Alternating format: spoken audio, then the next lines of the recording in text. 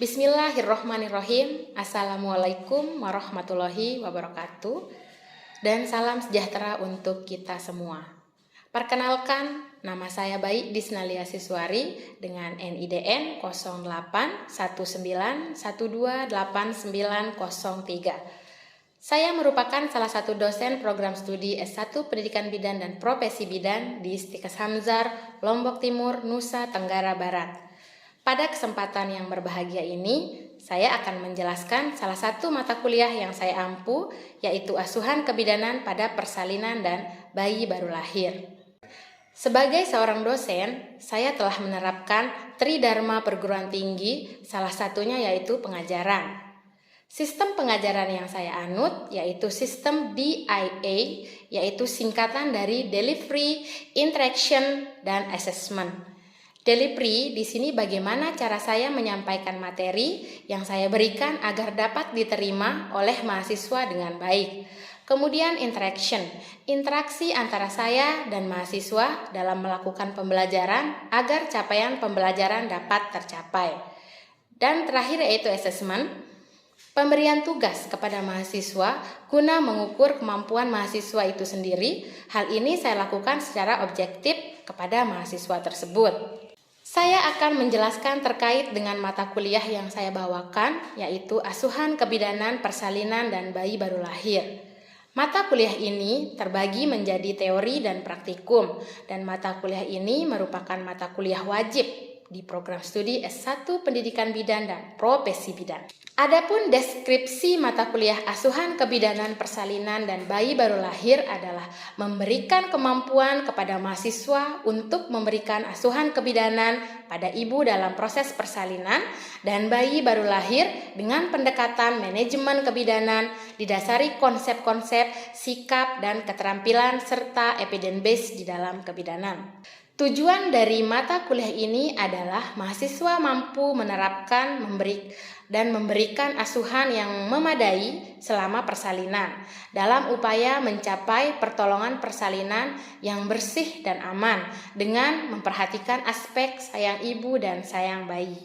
Hal tersebut sesuai dengan salah satu CPL, yaitu menguasai konsep teoritis keterampilan dasar praktikum kebidanan secara mendalam dan mengaplikasikan keilmuan kebidanan dengan menganalisis masalah. Dari CPL tersebut akan turun menjadi CPMK dan kemudian turun menjadi sub CPMK.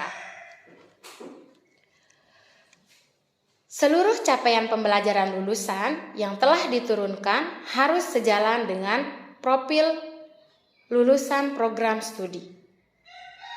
Mata kuliah ini berada di semester 5 dengan bobot 3 SKS teori, 2 SKS praktikum, dan 2 SKS klinik. Untuk mencapai tujuan pembelajaran tersebut, mahasiswa akan melakukan pembelajaran sebanyak 16 kali pertemuan dengan diberikan topik-topik materi yang akan dibahas selama 14 kali pertemuan dan 2 pertemuan digunakan untuk UTS dan UAS. Mata kuliah ini berisi pokok-pokok bahasan yang memberi pengetahuan tentang 1. Konsep normal dalam persalinan, 2. Peran bidan sebagai pendamping persalinan, 3. Konsep dan penilaian kemajuan persalinan, 4. Skala 1, 2, 3 dalam persalinan, 5. Keterampilan pertolongan persalinan normal, yang ke-6. Pasien safety pada asuhan persalinan dan bayi baru lahir, kemudian yang ke-7. Pengendalian infeksi dan perawatan luka, dan yang terakhir adalah bayi baru lahir sehat. Metode pembelajaran yang saya gunakan pada mata kuliah ini adalah ceramah interaktif, discovery learning, dan study center learning. Adapun kriteria penilaian dalam mata kuliah ini adalah tugas atau kuis 20%, kemudian praktikum 20%, seminar atau keaktifan 20%, UTS 20%, dan UAS 20%. Selanjutnya, saya akan tunjukkan video pembelajaran pada mata kuliah asuhan kebidanan, persalinan, dan bayi baru lahir. Selamat menyaksikan. Baik, terima kasih. Assalamualaikum warahmatullahi wabarakatuh. Waalaikumsalam warahmatullahi Hari ini kita akan belajar ya terkait dengan asuhan, persalinan, dan bayi baru lahir ya. Oke, sebelum kita ke materi, kita akan dipimpin berdoa dulu nih oleh ketua kelas. Silahkan Reni, Cynthia untuk memimpin teman-temannya berdoa dulu sebelum kita mulai pembelajaran. Baik, sebelumnya terima kasih kepada Ibu Kiai Isnamia. Sebelum kita mulai pembelajaran pada hari ini, marilah kita sama-sama berdoa. Berdoa mulai. Berdoa selesai. Sebelum kita mulai pembelajaran, Ibu akan menjelaskan terkait dengan tujuan asuhan pembelajaran, persalinan dan bayi baru lahir. Di sini bisa dilihat ada tujuan umum pembelajaran. Setelah saudara menyelesaikan kegiatan belajar ini, saudara diharapkan akan memahami konsep dasar asuhan persalinan normal ya. Kemudian ada tujuan khusus pembelajaran.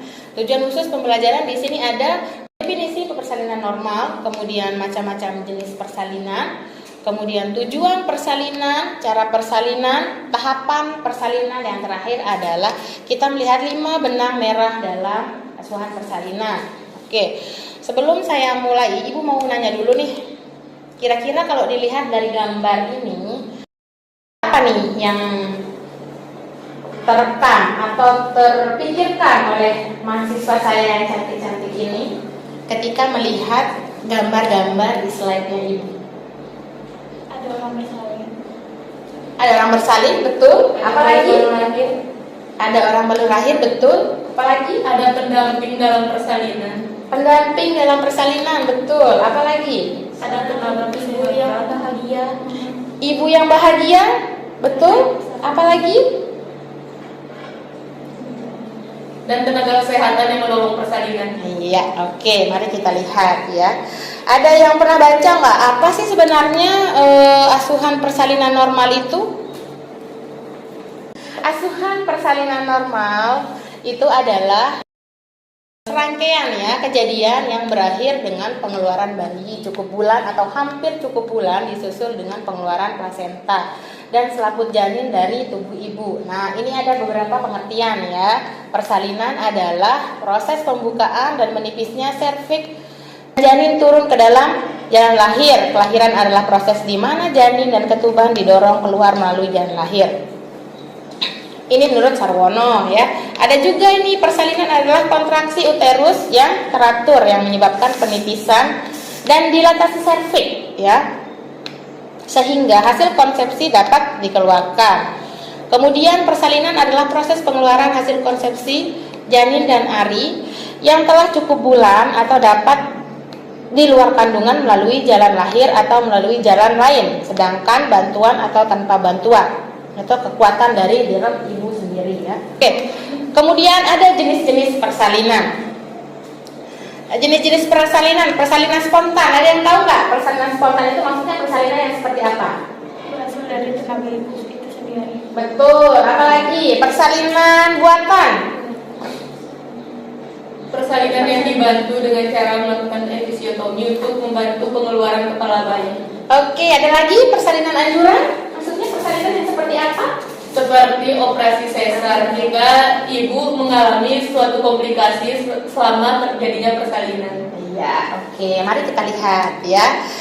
Jenis persalinan spontan ini adalah persalinan langsung dengan kekuatan ibu sendiri ya, tanpa bantuan melalui jalan lahir ibu tersebut. Artinya ibunya mengandalkan kekuatannya sendiri. Oh, mungkin ibunya sering waktu dia hamil, ibunya sering ikut kelas ibu hamil ya, sering melakukan penyuluhan terkait bagaimana sih bersalin yang bagus mengandalkan kekuatan kita sendiri tuh ya.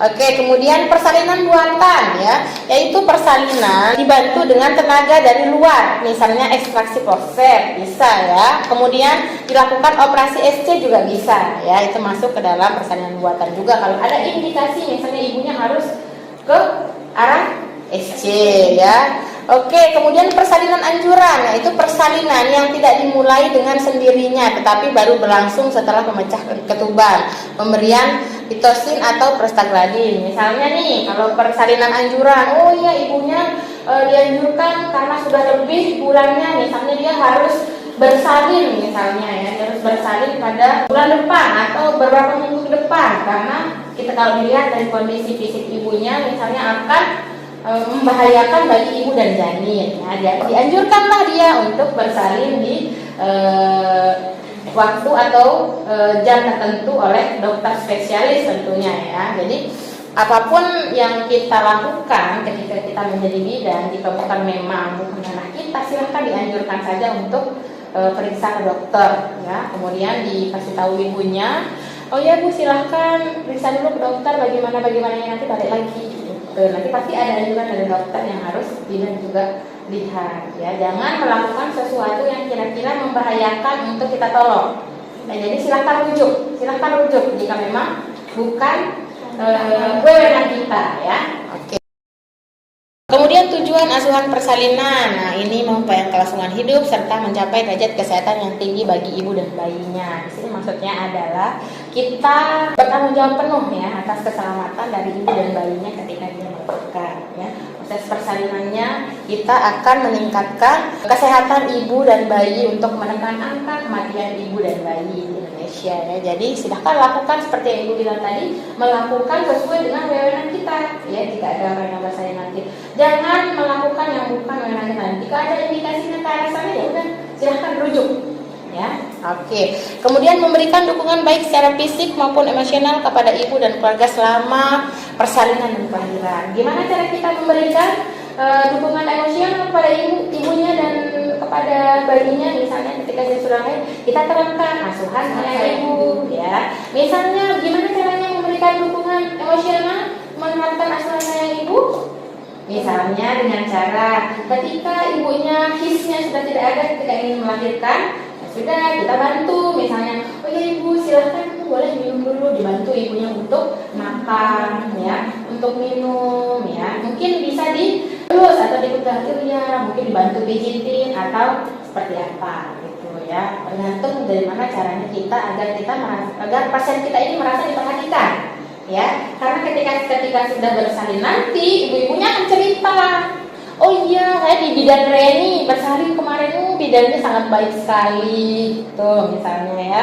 Bidannya ketika saya bersalin, misalnya nanti dia memperhatikan saya penuh, dibantu saya untuk makan, untuk minum. Nah itu adalah bentuk-bentuk sebenarnya bentuk promosi secara nggak langsung, padahal itu sebenarnya masuknya ke asuhan sayang ibu dan sayang bayi ketika di persalinan. Oke, kita lanjut. Memperkecil risiko infeksi dengan melaksanakan pencegahan infeksi yang aman. Ya memang kalau orang bersalin itu identik dengan resiko infeksi. Jadi kita sebagai penolong persalinan dan yang ditolong harus melaksanakan pencegahan infeksi atau membekali diri kita dengan sebaik mungkin untuk PI-nya ya. Oke, kemudian selalu memberitahukan kepada ibu dan keluarganya mengenai kemajuan adanya penyulit maupun intervensi yang akan dilakukan dengan persalinan. Kemudian memberikan asuhan yang tepat untuk bayi segera setelah lahir, dan yang terakhir itu adalah membantu ibu dengan pemberian ASI dini ya. Kasih tahu ibunya, ibu silahkan, karena ada namanya IMD. Apa nama maksudnya IMD? Iya, betul sekali. Itu bisa kita bantu ibunya. Oh iya, sambil kita KIE, ibu diberikan ASI ya. Setiap berapa jam? 2 jam. Jika anaknya tidur diapain? Dibangunin. Oke, dibangunin ya. Oke, kita lanjut. Cara persalinan. Ada 2 cara persalinan. Ada persalinan apa aja? Normal dan abnormal. Oke, kalau persalinan normal nih, saya mau dengar katanya Wida. Persalinan normal itu maksudnya persalinan yang seperti apa menurut kamu? Persalinan yang dibantu oleh bidan yang tanpa adanya komplikasi. Oke, persalinan normal berarti ya normal aja. Normal ya. aja. Oke. Kalau menurut Reni, persalinan abnormal itu persalinan yang seperti apa? Persalinan abnormal adalah persalinan yang mengalami kelainan atau membutuhkan bantuan misalkan kayak SC. Oke, boleh ya. Persalinan abnormal. Mari kita lihat. Nah, ini dia persalinan normal. Itu persalinan normal itu yang pertama kuncinya ada lahir perpagina ya. Kemudian tanpa bantuan alat seperti temannya bilang ya. Kemudian cukup bulan ya, 37 sampai dengan 42 minggu. Kemudian tanpa bantuan obat, kemudian murni dari kekuatan ibu ya. Kemudian presentasi belakang kepala, ya sudah pasti. Kemudian berlangsung tidak lebih 18 jam dan tidak ada komplikasi dari ibu dan janin. Ini udah normal namanya ya, jika tidak ada komplikasi baik dari ibu dan dari janinnya. Oke. Kemudian persalinan abnormal, persalinan perpaginan dengan bantuan alat melalui dinding perut ibu, misalnya forceps atau vakum boleh ya.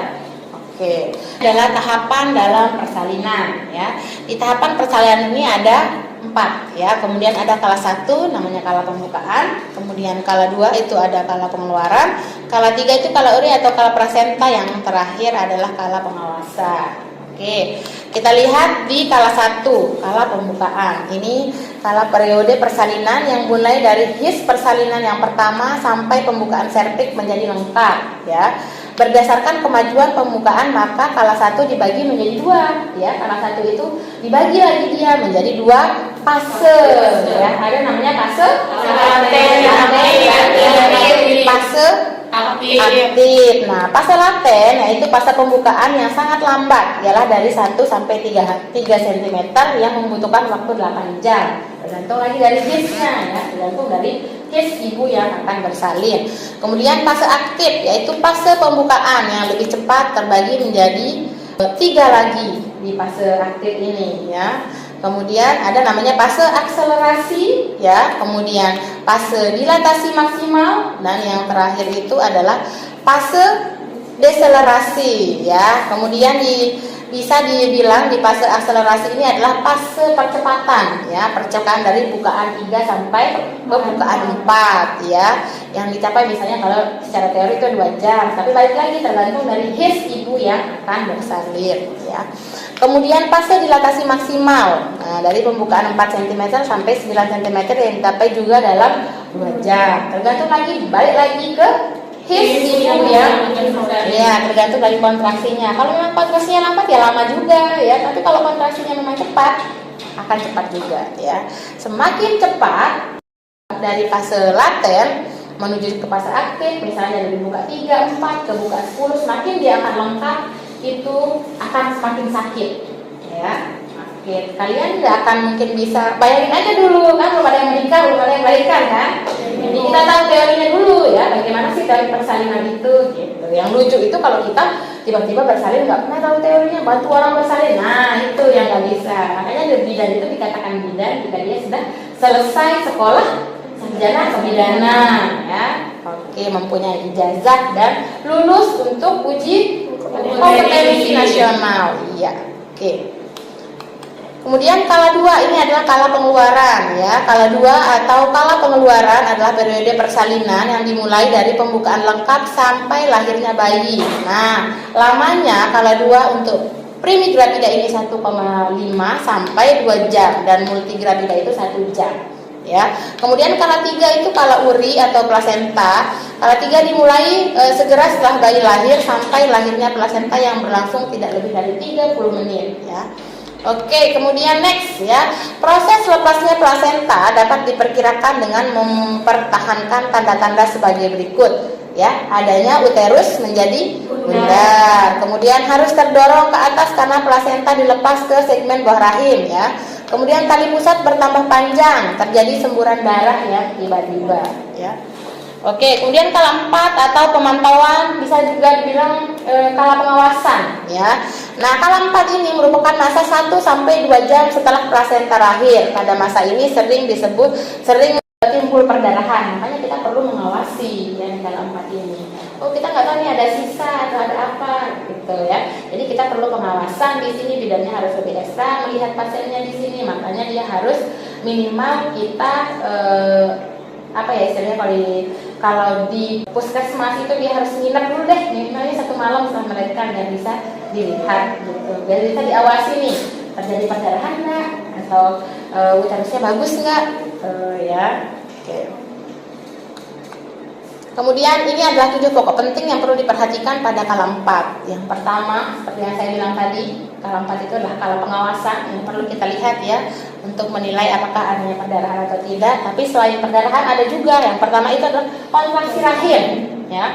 Nah, kontraksi rahim ini setelah kontraksi rahim baru kita bisa lihat perdarahannya ya. Kemudian kandung kemih Kemudian yang keempat itu luka, jika ada luka ya. Kemudian plasenta dan selaput ketubannya harus lengkap ya. Kemudian keadaan umum ibu, bagaimana keadaan umum ibu setelah dia melahirkan ya. Kemudian yang terakhir itu udah bayinya bagaimana? Apakah bayinya dalam keadaan baik atau tidak ya? Oke. Kemudian ini adalah tanda-tanda persalinan atau infartu ya. Ini tanda-tanda persalinan itu adanya his, kemudian sifat his. Persalinan adalah pinggang terasa sakit dan menjalar ke depan, sifatnya teratur, intervalnya makin pendek dan kekuatannya makin besar. Ya, kemudian makin beraktivitas atau jalan, kekuatan akan makin bertambah. Ya, oke, pengeluaran lendir dengan darah ini terjadinya his. Persalinan mengakibatkan terjadinya perubahan pada serviks yang akan menimbulkan pendataran dan pembukaan. Ya, pembukaan menyebabkan lendir yang terdapat pada kanalis cervicalis lepas. Ya. Kemudian terjadinya pendorongan karena kapiler pembuluh darah yang sudah pecah ya. Oke, kemudian ada pengeluaran cairan. Pada beberapa kasus persalinan akan terjadi pecah ketuban ya, sebagian besar ya. Keadaan ini terjadi menjelang pembukaan lengkap.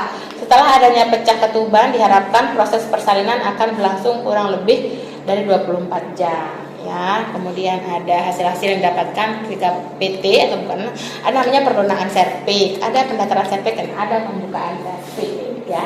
Oke. Ini adalah 5 benang merah dalam asuhan persalinan dan kelahiran ya.